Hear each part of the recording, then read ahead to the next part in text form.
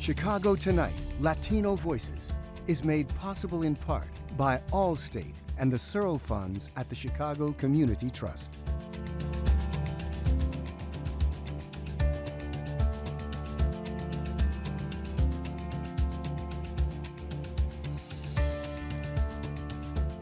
Good evening y bienvenidos to Chicago Tonight, Latino Voices.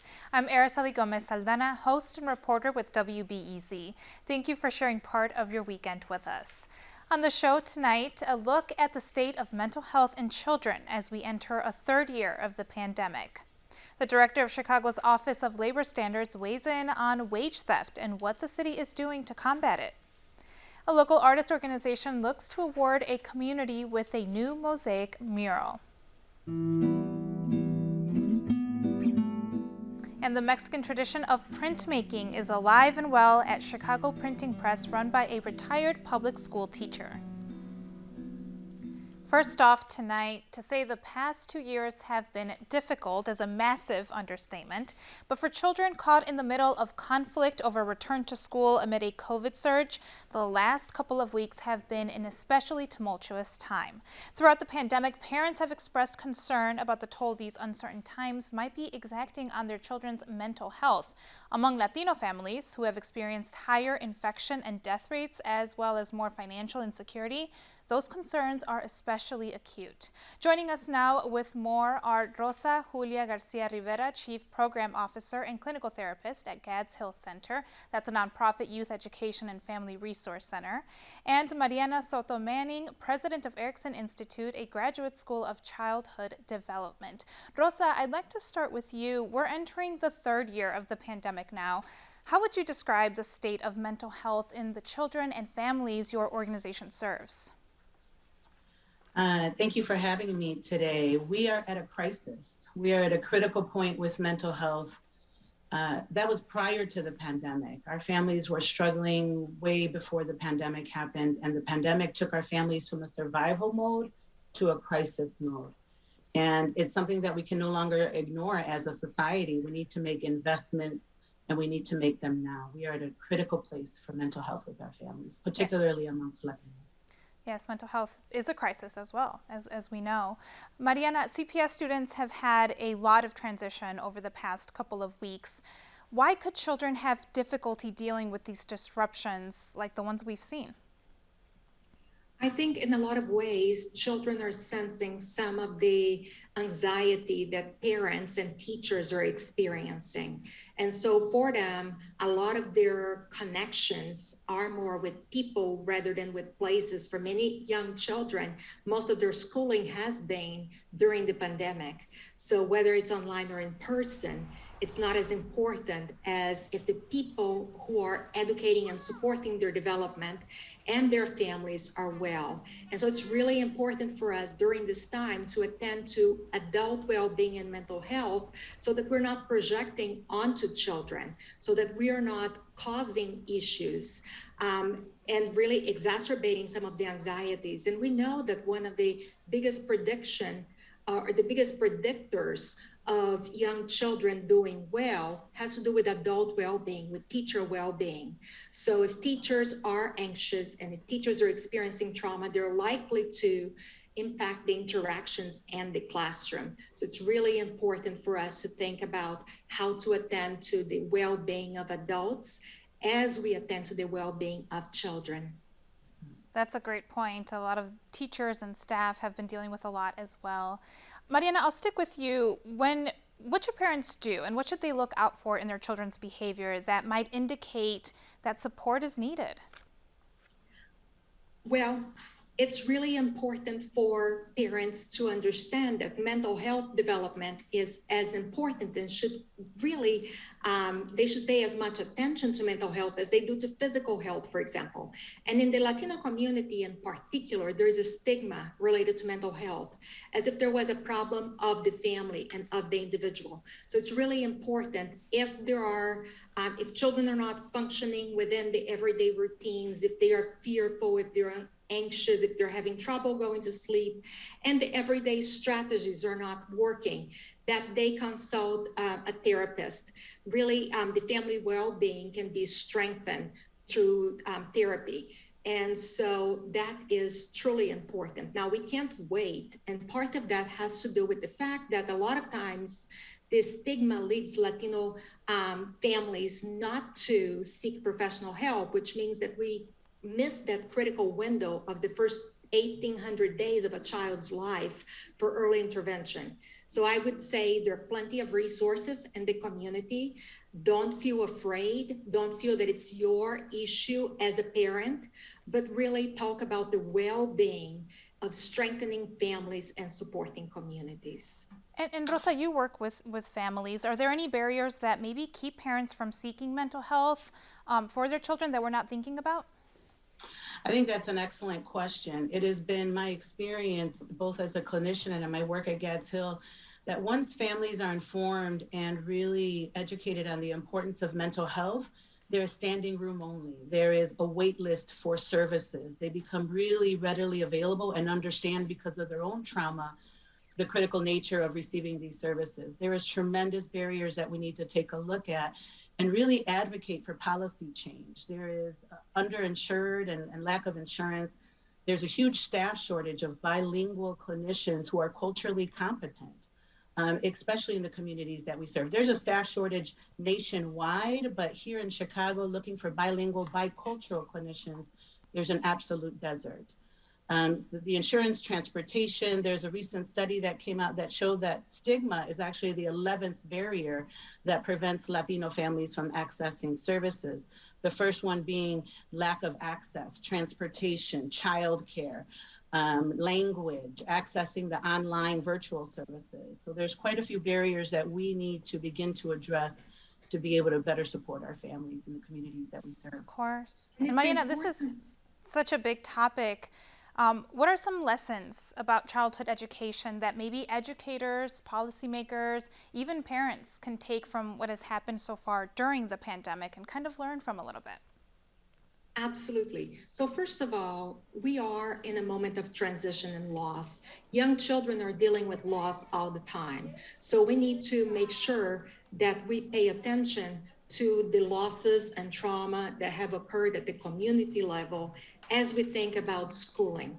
A lot of our children have experienced loss of contact with people who are in other countries across social political borders.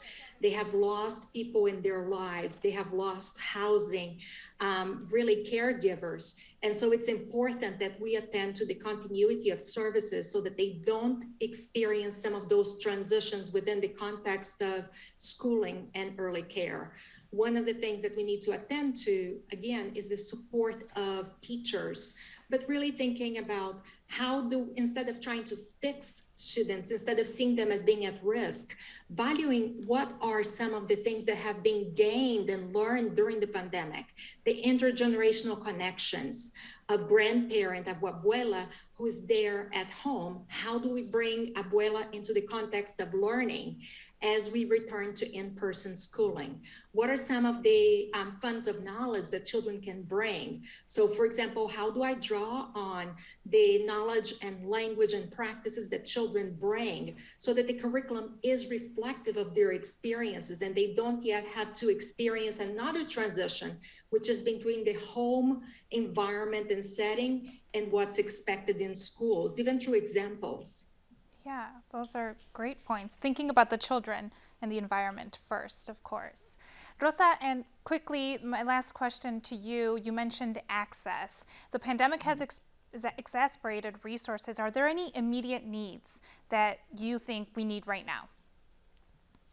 We need to address the staff shortage that's happening across our nation. We need to create programs that bring opportunities for our communities to engage in mental health. We need to create certification programs that allow people within a year or two to become mental health first aiders. And then that connects to college credits and can connect them to go on for their bachelor's and their master's degree. You are 60% more likely to come across somebody with a panic attack than you are a heart attack, yet all of us are certified in CPR. And so we need to do more at a community level to be able to address these issues that are going on. We need to have those partnerships with our nonprofits because they're have the ear of the community and can really bring those resources at us. Of course. Our thanks to Rosa Julia Garcia Rivera and Mariana Soto Manning for joining us. Thank you. Up next, details on protections for Chicago workers.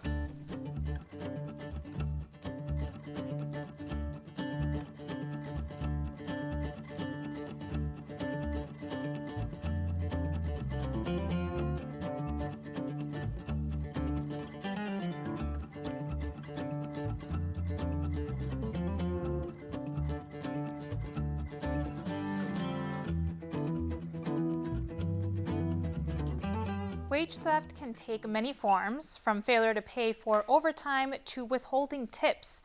The city of Chicago estimates more than $400 million are stolen from workers each year, and Latinos and immigrants are especially at risk. A Northwestern University study shows immigrant and Latino workers were twice as likely to earn less than the minimum wage compared to white workers. Since its launch in 2020, Chicago's Office of Labor Standards has put several ordinances in place in effort to protect workers from wage theft. Among them, Chicago's first wage theft ordinance, which grants the city greater ability to protect and recoup stolen wages from workers. A written contract requirement for domestic workers, ensuring chain business workers are eligible and paid the correct minimum wage, and broadening the circumstances that allow workers to use paid sick leave. Joining us now with more is Andy Fox, Director of Labor Standards for the Chicago Department of Business Affairs and Consumer Protection.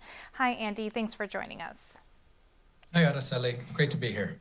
Why was the Office of Labor Standards created in the first place, and what's the mission?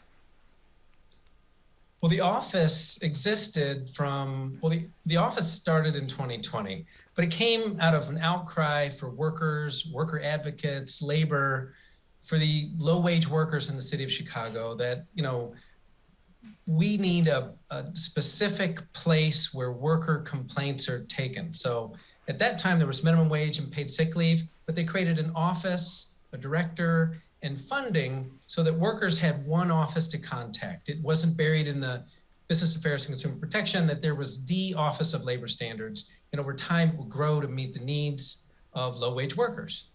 And for those that are unsure, what are some ways in which wage theft might happen? So wage theft is sometimes interchangeable with minimum wage violations. Minimum wage is that you're not paid the minimum wage. In Chicago right now, if there are 21 or more employees, $15 an hour. If you have 4 to 20 employees, $14 an hour. But wage theft is often you work 40 hours and you only get paid 30. Or when they fire you, they don't pay you the last 2 weeks. It's also not paying you benefits such as paid sick leave. You earn paid sick leave, you take some time off, they don't give you the paid sick leave you earn. So it's a category of ways that employers cheat workers out of money. And if this economy is to recover, it can't be on the backs of workers. And predominantly what we've seen is low-wage workers, Hispanics, didn't have a place to exercise their rights. So the office became a place to empower workers to exercise rights, have a voice in the process. And what should workers do if they believe they're victims of wage theft? Well, it's as simple as calling 311. But we understand that workers sometimes, just to kind of highlight, the city of Chicago, through the vision of Mayor Lightfoot, created, this is a welcoming city. So that we're not interested in immigration status. If it's a cash pay system with an undocumented worker and they feel a little wary of calling 311, they can file an anonymous complaint or issue a complaint by downloading a fillable form on our website, or they could just call our office directly, 312-744-2211. So we've got 3 ways. 311, the operators will take a claim. You can email a claim. You can get it on our website, BACP Labor Standards. I think it's City of Chicago. It's chi.gov/BACP Labor Standards.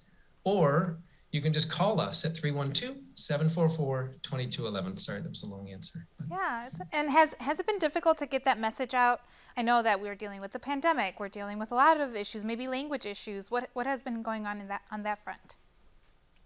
Well, interestingly, in the area of low-wage workers, Hispanics, people who have language, cultural challenges, let's call it, undocumented workers, don't always feel comfortable calling us. So what we did is we engaged in a contract with the Rise Chicago to do education and outreach. So we encourage people also to contact the worker centers, which include a Rise Chicago, Latino Union, a Fire, and Raise the Floor Alliance. And so to get the word out, we encourage people to call us. What we've seen during the pandemic is claims have gone up. We thought that, and many businesses went under, but worker violations and workers in the Hispanic community are frontline. They're essential. The grocery stores didn't stop working. The fast food restaurants, service workers in restaurants, they continued to work throughout the pandemic. And the conditions of their work became an issue of kind of national importance. As people got sick, as we initiated the vaccine and protections and orders, workers became more and more part and essential and frontline in the battle to recover the economy. Yes, could see that. What kind of businesses are you seeing that are committing some of these offenses? Are they small employers, large employers? What are you seeing? It runs the gambit. Fast food workers are frontline. There was a scheduling ordinance. It's called the Fair Workweek Ordinance. So if a restaurant or food establishment has 4 or more franchises owned, those workers are supposed to be scheduled in a way. So we've got several high-profile investigations into scheduling violations that impact 300 or 1,000 or thousands of workers in the city of Chicago. Those are long-term investigations. We've also seen that we had a very large investigation into Burger King, 40 plus locations were not giving people sick leave. And once we kind of identify the problem, we work with them, they came into compliance. But think of all, 2,500 workers getting no sick leave at all during the pandemic. It was particularly egregious, and we were able to address it and get those workers their back pay, get them whole, and then get paid sick leave on the books for them going forward.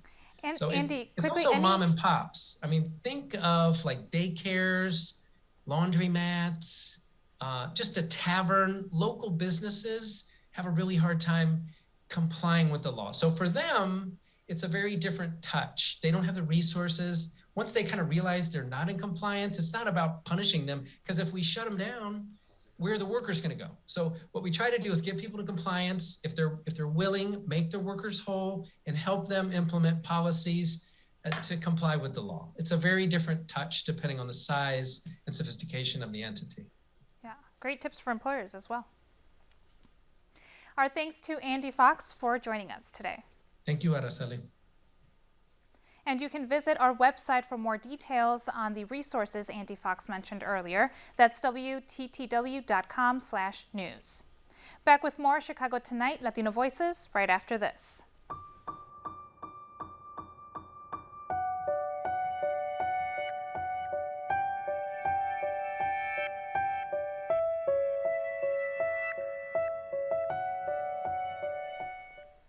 Chicago's Urban Canvas presents endless opportunities for artists to honor cultures, recognize history, and beautify communities through murals. Local youth arts organization Green Star Movement has installed murals in its signature bricolage style all over the city. This year, in partnership with Amazon, Green Star is inviting Chicagoans to apply for a chance at getting a free mural created in their community. Green Star Program Director Jordan TAGGART explains the initiative. I'm with Green Star Movement. We are a nonprofit here in Chicago that creates public art alongside communities and youths. So we are here today to give away a free mosaic mural here in the city of Chicago.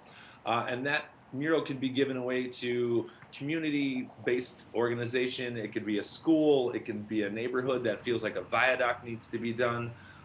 It could be a nonprofit that has a space that they need to beautify. We're in the business of beautifying different spaces. The initiative is completely driven by the youth. And by that, I mean we have selected a youth panel of kids, 12 kids throughout the entire city of Chicago. So now we're in the phase of starting to get the word out and have people give applications. So all those entities that I mentioned before could submit applications to us through our website, and in which case the team panel, as you have it, is then going to go through each application, and they will select the recipient to the free mural. We will work on a design concept. We'll hold multiple design sessions. People from that community or from that entity can also join us.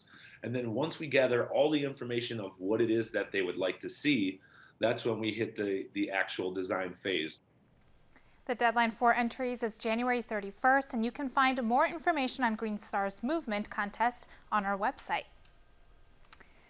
A Chicago public school teacher took an early retirement to pursue his dream to continue in the long line of Mexican artists who excel at printmaking. From depicting calaveras, the skull seen in the Day of the Dead celebration, to pursuing themes of social justice, René Arceo is their heir apparent to an enduring tradition. Last year, arts producer Mark Vitale shared this portrait of a Chicagoan who has recommitted himself to his art and his culture. Here's another look.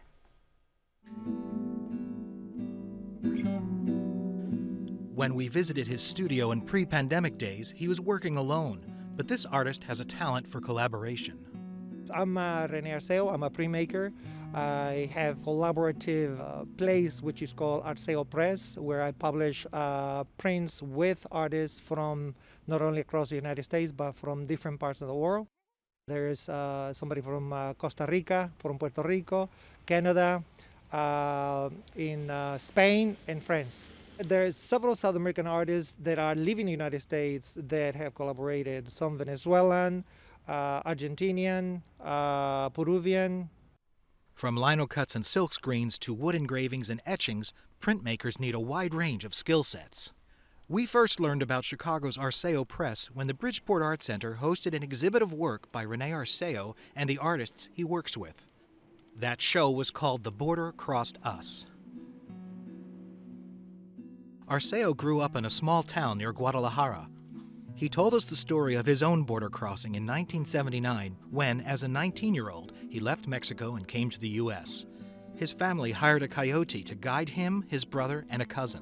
I remember going through from Tijuana. There was a coyote that took a group of us in the middle of the night. It was probably around 2, 3 o'clock in the morning. We crossed the border. We saw some of the helicopters flying overhead, and down the hill we saw several groups that were being caught.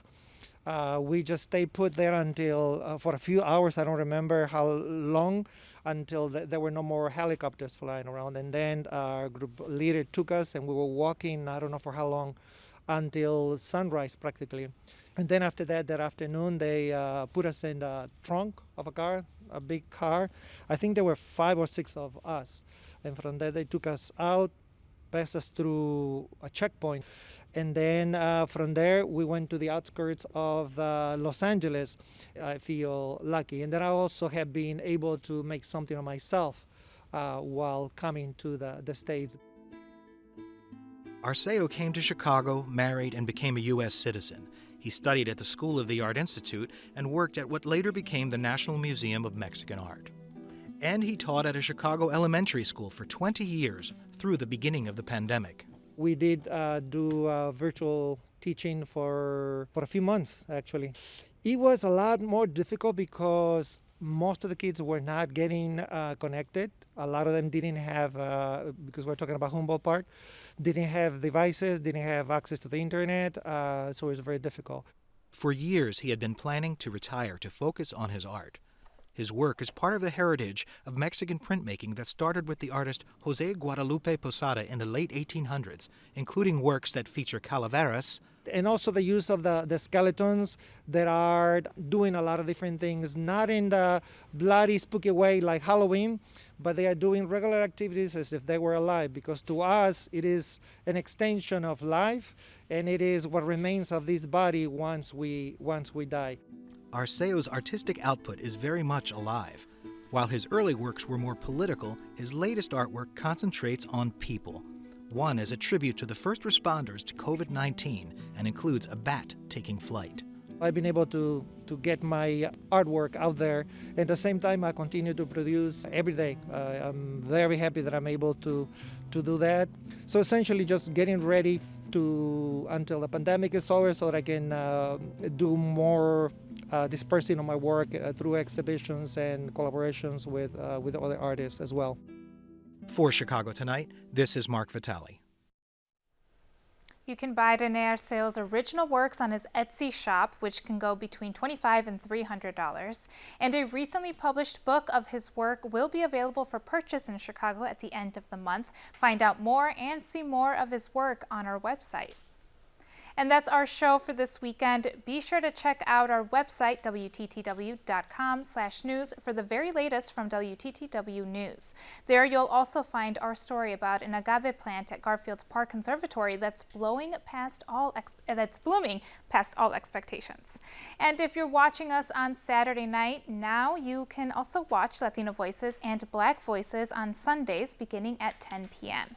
And you can catch me hosting Weekend Edition Saturday and Sundays, as well as my reporting during the week on 91.5 WBEZ. Next week on Latino Voices, my WBEZ colleague, Michael Puente, will be here in the host chair. Now, from all of us here at Chicago Tonight, Latino Voices, I'm Araceli Gomez Aldana. Thank you for sharing part of your weekend with us. Stay healthy and safe. Buenas noches.